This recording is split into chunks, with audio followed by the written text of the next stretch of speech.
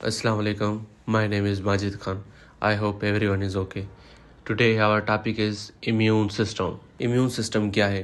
पहले तो हम इसकी definition पढ़ते हैं. The immune system is body's natural defense against disease-causing agents such as a bacteria, virus, parasites. मतलब कि हमारी बॉडी का ऐसा मैकेनिज्म जो हमारे बॉडी को बचाता है किससे जो जरासीम हमारी बॉडी में एंटर हो जाते हैं जैसे bacteria virus and parasites. The immune system is made up of complex and vital network of cells, organs that protect body from infection. मतलब कि immune system एक नेटवर्क है जो काफ़ी सेल्स और ऑर्गन्स से मिलके बनता है और हमारी बॉडी को प्रोटेक्ट करता है इन्फेक्शन से. Human immune system is divided into two parts, acquired immune system और innate immune system. Acquired immune system एक ऐसा immune system होता है जो always prepare होता है किसी भी मतलब disease या कोई भी infection होता है उसके लिए. इसको थोड़ा सा डिटेल में चलो पढ़ते हैं.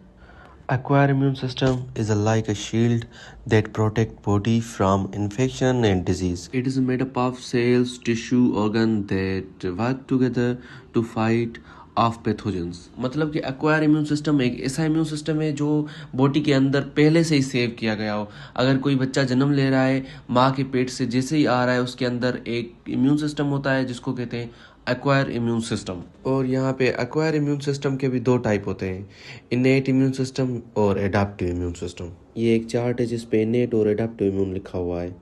इनेट इम्यून सिस्टम एक ऐसा इम्यून सिस्टम होता है जो बच्चे को अपनी माँ से जेनेटिकली मिलता है.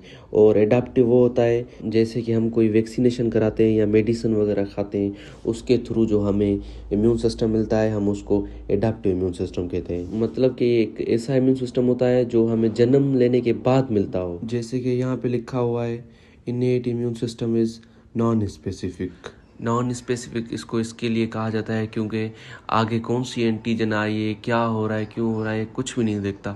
बस ये अपना काम दिखाता है और उस काम को ख़त्म कर देता है. ये किसी भी एंटीजन को बगैर पहचाने ख़त्म कर देता है. इस वजह से इसको नॉन स्पेसिफिक कहा जाता है. और जो एडाप्टिव होता है वो स्पेसिफिक होता है.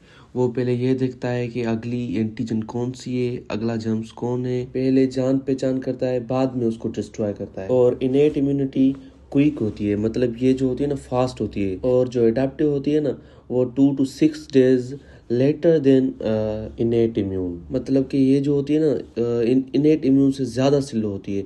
इसको 2 से 6 दिन लगते हैं काम परफॉर्म करने के लिए. और प्रेजेंस मतलब जो मौजूदगी ये ज़्यादा टाइम नहीं चलते. इनेट इम्यून ज़्यादा टाइम नहीं चलते और एडाप्टिव इम्यून जो होते हैं ना ज़्यादा टाइम चलते हैं. मतलब कि इनेट इम्यून थोड़े टाइम के बाद मर जाते हैं, ख़त्म हो जाते हैं, डिस्ट्रॉय हो जाते हैं. और काफ़ी कुछ नीचे लिखा हुआ है लेकिन ये हमारे काम की पॉइंट नहीं है. तो आज का लेक्चर हमारा यहाँ पे ख़त्म होता है. इंशाल्लाह अगर अल्लाह ने चाहा तो नेक्स्ट लेक्चर में मिलेंगे.